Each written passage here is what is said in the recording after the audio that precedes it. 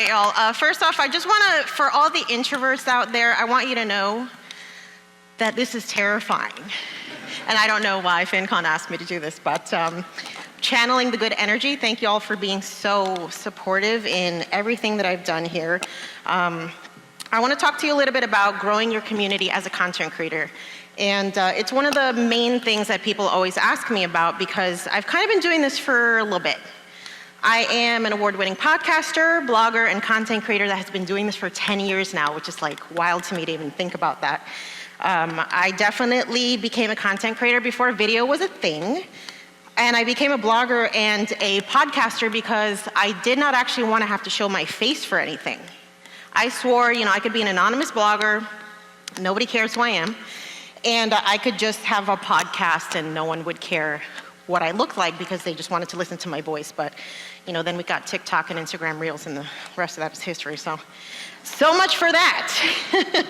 But community is at the heart of the work that I do. So as a Latina, I build profitable brands that center around the Latino community as well as my identity.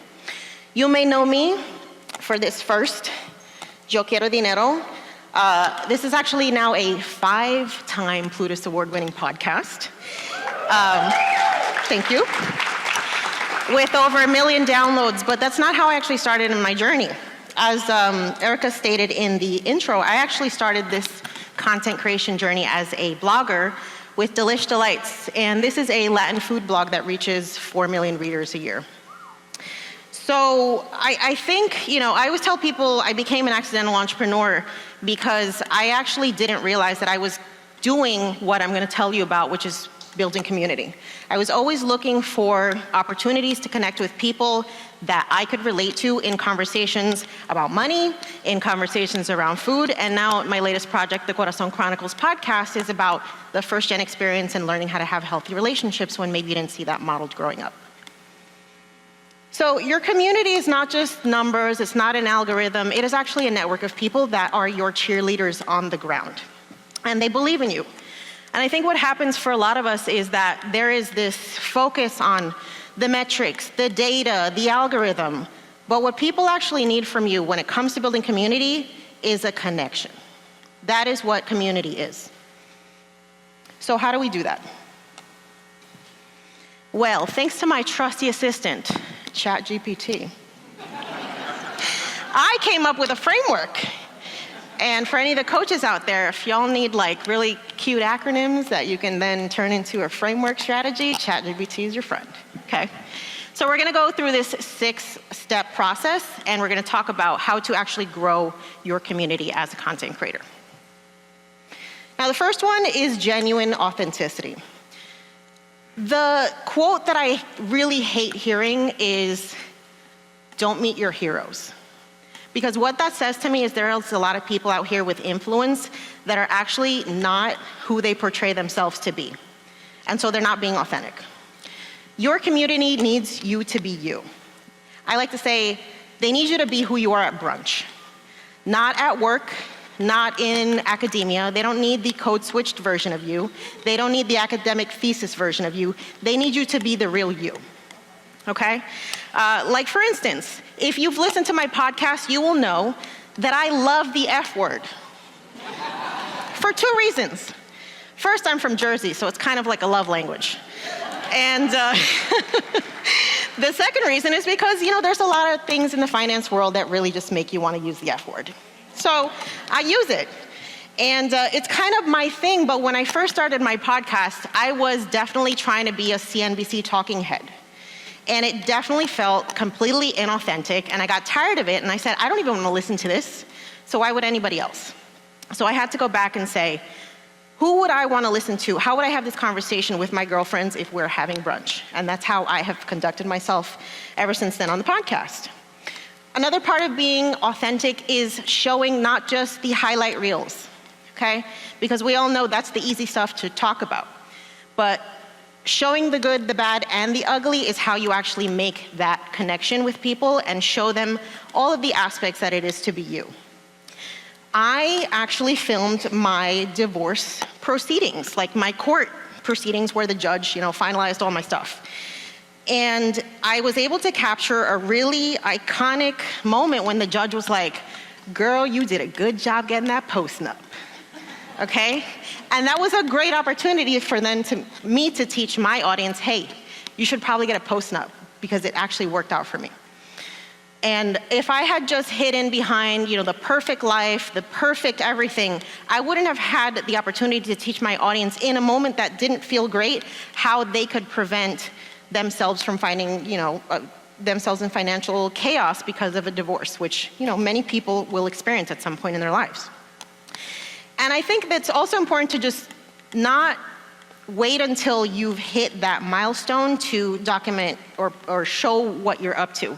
Documenting your progress and your growth has been a really big part of my audience's support of my community, because they've seen me from when I was still in debt, when I was just starting the platform, when I was still reaching out to folks that I had no connection with. They've been able to be a part of that journey. And so documenting that process is really important. This is for all my masochists out here. Okay, who loves to overextend themselves and make commitments to content creation that you cannot uphold? Please raise your hand, okay? All right, so part of showing up for your community means actually being realistic about how you can show up for them. Your community needs you to show up consistently, not constantly. There's a big difference, right? If you can only record one podcast episode a week, make that the commitment. Don't say you're gonna release an episode every day and then try to do that for a week and then realize it's impossible and then make that the reason why you completely give up in the first place. Batching and repurposing content is super critical for you to actually be able to be reliable and realistic for showing up for your audience. This is a great opportunity to create a lot of B-roll content here at FinCon. There's other parts of the world where you could ask somebody to film you walking down the street doing cute stuff and they're gonna be like, what is wrong with you? But you can actually do that here with no judgment. So take advantage. And focus on quality over quantity. We've all seen half-assed social media content. Nobody needs it. So if you have to spend more time doing less, but being proud of the work that you do, that is better time spent. Being open to collaboration, I have to say that's probably the single biggest reason why I was able to get to 1 million downloads as quickly as we have. And that's because there's a lot of strength in numbers. You should be reaching out to people in your niche that can complement what it is that you're talking about, because you cannot be the smartest person in the room all the time. Nobody wants that. So relying on other content creators to collaborate, making sure that you are leveraging each other's audiences and building awareness on both sides is really, really powerful. Do not gatekeep. If you have access to resources or connections that can help someone, please offer that help. Because when you find yourself in a situation where then you need that support, if you haven't been doing that work to cultivate those relationships and just being open to giving access to resources and connections that you have, you can't expect people to do that for you. And share the spotlight with other people. My podcast is primarily stories beyond my own. Because while it's important for me to share my journey and how I've got to where I am today, the whole reason why I started my podcast is because I could not find people of color who were starting businesses, investing, pursuing financial independence, and I needed to find those stories to serve as inspiration for me. So I have no issues sharing the spotlight on my platform, and I think that's a big reason why now I have so many people that I can call for favors, for opportunities, for connections, for resources, and the community has been so generous because they know that I'm not here on some grandiose, self-interested journey. I'm actually here to put on everybody that I can. Creating a welcoming environment, super important. You do that by leading by example.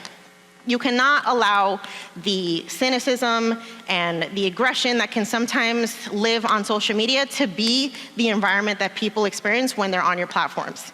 I'm very quick to block if you get reckless, okay? I am very quick to dismantle anything that feels oppressive, divisive. We're not doing that on my platform, and you have to be your champion in that, okay? This is your home that you've created. Thank you. Along with that, you have to be open to diverse perspectives. It's one thing to shut down negative and just toxic conversations, but you also have to be willing to listen when there are areas that maybe you just don't have the perspective that you need.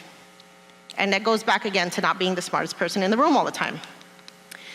And I think it's also important as you grow and as you elevate, because that is going to happen, to get out of your ivory tower. And what I mean by that is, do not forget who you were a couple years ago when you first started this.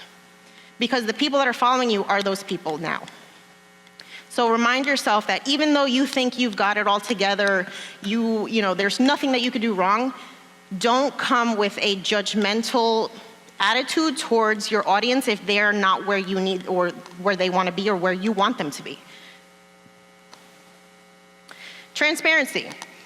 Besides the fact that, the FTC requires you to disclose when you're affiliated with companies and all that, just from an integrity standpoint, it's super important for you to let people know where there may be conflicts of interest when you're working with somebody. I always like to tell people, if you wouldn't recommend this company or this service to your mom, your sister, or someone that you actually care about, you should not be talking about it to your audience, okay? Transparency also requires you to share your beliefs and values, because you want people to know who you are and what you stand for. You don't want them to question, is this a safe environment for me? What does this person actually believe in? And there are moments in our existence here as humans where there's external things happening that your audience is going to be looking for you to draw a line in the sand. Don't be afraid to do that. Don't be afraid to let them know exactly what you believe in and who you are as a person, because that builds trust. And also, don't be afraid to show your flaws and mistakes. We all have that friend that just they're always posting how fabulous their freaking life is, and you're just like, I know what's actually going on behind the scenes, but okay, sis, that's fine. Don't be that person. Your people want to know that you're human too. That's how they feel that you are not somebody up here on a pedestal, and that you're actually someone who cares about them and that they can connect with. And last but not least, the whole point of what we do when we're building community is building human connection. So prioritizing genuine connection over metrics is going to always be the message that I want you to uphold. 1,000 loyal followers are better than 100,000 fake bots, okay? And you've seen those accounts where it's just like, why do you have 150,000 followers and no one comments on anything? It's because they're not actually real people.